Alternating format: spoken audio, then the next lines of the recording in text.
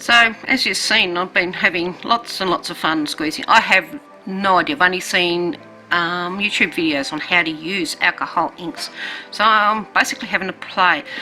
And in hindsight, I think I went a lot overboard, but it just was so much fun watching the reactions of what alcohol does with alcohol. Now, the 3 glasses were used, as I saw that in another YouTube video, and I just thought I'd see what it actually did.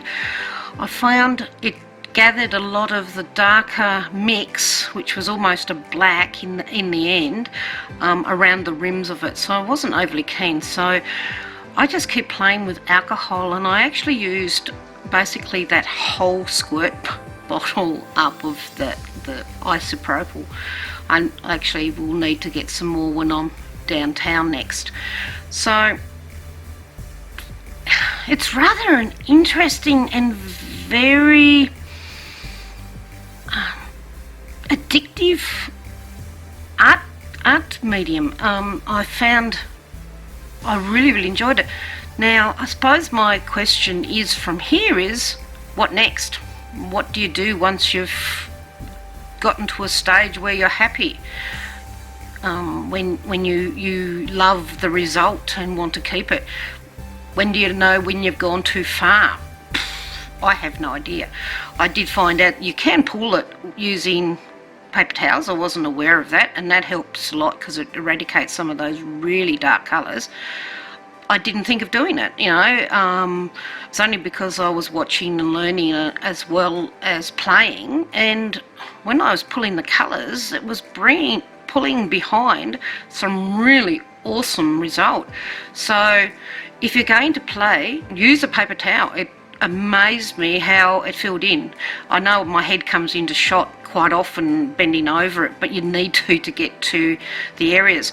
I've actually seen people using the Lazy Susans to spin the actual canvas around and around, or whatever they're using as for the alcohol ink to go onto. So I'm lucky. The glass I've got behind, doesn't matter if I spill ink on it, it will come off.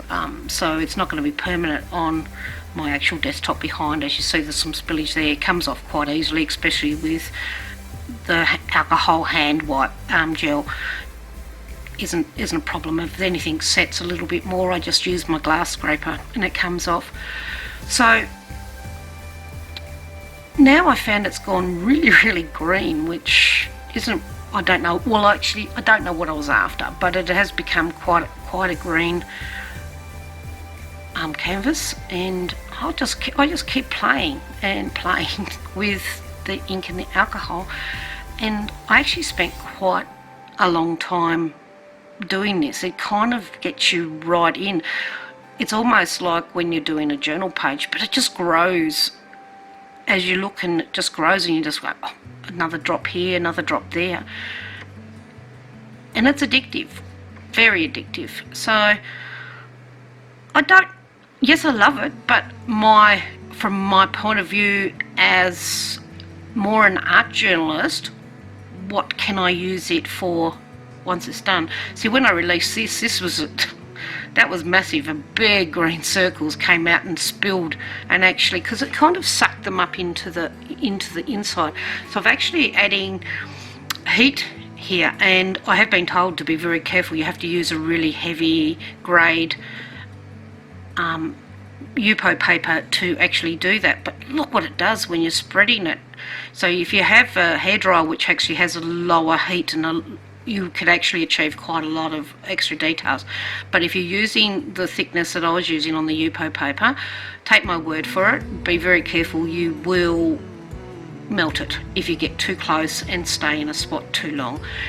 So what I've decided to do was, I know that some of this gets sticky, so I went and got some of the metal leaf that Rachel from Wise Old Ale gave me as well, and I'm tapping it on there, as you can see, just giving it a good old push onto the sticky paint.